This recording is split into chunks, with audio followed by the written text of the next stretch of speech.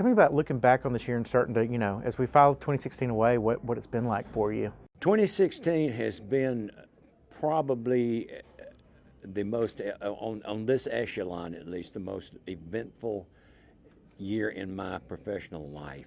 It's just been incredible. I've got, oh gosh, well, of course, the Hall of Fame was. It was a lot of things. It was such an honor and such a blessing of God. It was also a catalyst for me finishing a biography that I've been writing on for 20 years, and I could never find a place to stop it or to pause it because my career was ongoing, my life was ongoing. So when they told me I was going to be in the Hall of Fame, I decided that's where I will pause it. So I went, I got my medallion, I went back home the next morning, I sat down and wrote the end of it. So I just backed up from where I was to the ending, back to where I had gotten writing through these 20 years and got it done. And I'm turning it into the publishing company the first week in December, and it takes almost a year to get it done. Next September, in 2017, it'll be released.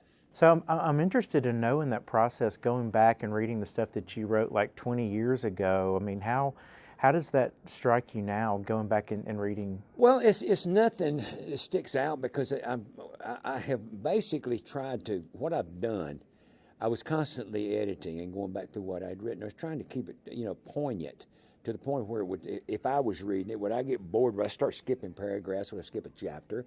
Or would I be intrigued with what was going on enough to stay with it?